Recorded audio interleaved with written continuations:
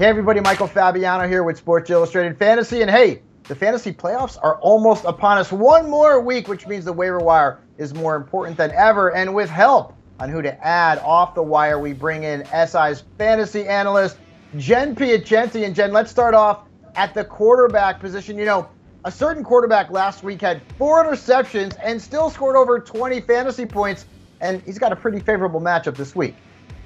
Yeah, he finished as a top 5 quarterback last week, despite throwing 4 interceptions in Thursday night's game. Now, we had him in the video last week. It is, as I'm sure you've guessed, Taysom Hill. Let's look at the facts here now. He has now started 5 times in the NFL, and his floor is 15.7 fantasy points. Now, if you've watched Fab's 5 lately, you realize 15.7 fantasy points for your quarterback is something you want to aspire to. But here's the good news. Taysom Hill is available in more than 60% of leagues, and this week I think we can look for a ceiling because he's facing the Jets, and the Jets have allowed 23.6 fantasy points to opposing quarterbacks on average per game this year. And let's not forget, don't worry about that mallet finger, because the Jets have also allowed 133 rushing yards per game. And the point with Taysom Hill is, look, he can always run it in. That's what racked up so many points on Thursday night. And if Taysom Hill is not available, you know, let's talk about Taylor Heinicke. I think it's time that we finally give him a little bit of credit. And this week he faces the Dallas Cowboys. Now, I know it pains us to say this as Dallas Cowboys fans, but the fact is they're allowing 23.6 points per game to opposing quarterbacks. And as I just mentioned, even Taysom Hill had a very successful day versus the Cowboys last Thursday. They just have to control the takeaways. So if Taylor Heinicke can control the takeaways, he could be in for a decent game this weekend. Jen also likes Ben Roethlisberger, who plays on Thursday night. 19 plus points in 2 of his last 3 games for the old man. So, and the matchup is right. Let's move on to the running back position, where we're going to talk about the Titans, right? I mean, they're coming off of a bye. But before the bye, both Dontrell Hilliard and D'Onta Foreman put up 100 plus rushing yards. That's right, and they're still available on a lot of waiver wires, on 60% in fact. So Hilliard carried the ball 12 times for 130 yards and a touchdown versus New England. He had a fumble. And D'Onta Foreman carried the ball 19 times for 103 yards. So the more efficient back was Hilliard. Now here's what's important.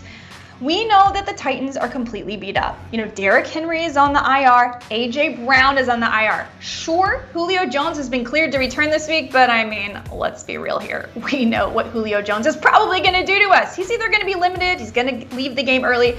Dontrell Hilliard and D'Onta Foreman in a really, really smash spot this week versus Jacksonville, who just allowed 22 fantasy points to Sony Michel. Yeah, and if you're desperate, and I mean really desperate, Adrian Peterson, Rashad Penny could be floating around out there. And really the only reason that those guys are being mentioned, they're playing the Texans coming up next. So that is for the desperate, those who have players on buys. And by the way, Jonathan Taylor is off this week. Let's move on to the wide receiver position, and a player that we kind of thought could be a sleeper earlier in the year, and he really didn't pan out. But lately, Russell Gage has been on fire. Yeah, lately, the last 3 games, 27 targets. And this week, 11 for 12 for 130 yards. Listen, Atlanta averages 39.3 pass attempts per game. I think what's happened with Atlanta is people have figured out they should shut down Kyle Pitts, and they're trying as hard as they can to stop Cordell Patterson in whatever way they can. And Russell Gage is just kind of allowed to do what he's gonna do. So, you know, Atlanta Falcons are a team that's probably gonna be playing from behind a lot. I like Russell Gage. Also, I have to point out, guys, the Detroit Lions won a game. And in that game, they targeted Amon-Ra St. Brown 12 times. So, if it ain't broke, don't fix it. I kind of like St. Brown. He's on a lot of waiver wires, 96% available. Now, he has a couple tough matchups ahead. Denver is this week, for instance, but in weeks 16 and 17, he has Atlanta and Seattle. So he could be worth a bench stash to use later on in your playoffs. Keep an eye on him this weekend and see if they continue to target St. Brown. Love that advice. Also, KJ Osborne is a really good pickup this week as Adam Thielen is out with a high ankle sprain. They've got the Steelers on Thursday night, and then Marquez Valdez-Scantling going up against the Bears for the Green Bay Packers. Moving on finally to the tight end position, And I mean, Jen, we all need help at tight end. Like every single week, a lot of folks are struggling. Kyle Pitts is not produced. We've also got teams on buys. We've got injuries. So who should we be looking at the waiver wire for some help at that position?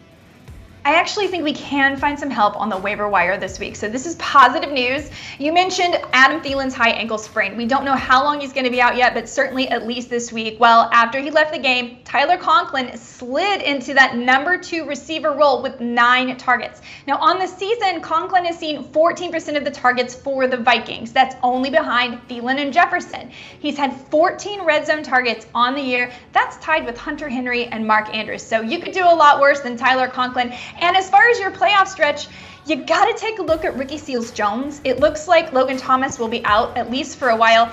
Is there a better playoff schedule than Dallas, Philadelphia versus the tight end? Oh man, go get yourself some Ricky Seals-Jones. And by the way, what about James O'Shaughnessy? He's someone else you might want to consider down the stretch because they also have a very soft matchup for the playoffs, the Jacksonville Jaguars. I know it sounds gross, but listen, there's stuff to be had. Cole Kmet is still out there. Guys, it's playoff time. I just want to say one more thing.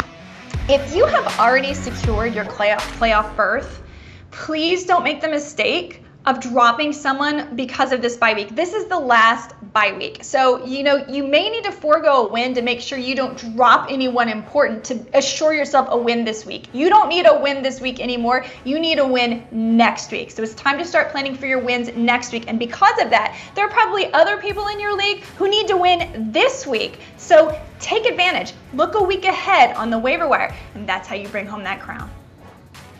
Great advice as always from Jen Piacenti. By the way, if you want all of Jen's waiver wire ads, you can check that out at si.com/fantasy. And also be sure to check out the Sports Illustrated YouTube channel where you can find videos including a lot of fantasy advice, waiver wire advice like this, start 'em and sit 'em, and much, much more. We here at Sports Illustrated are ready to take you to a fantasy football championship.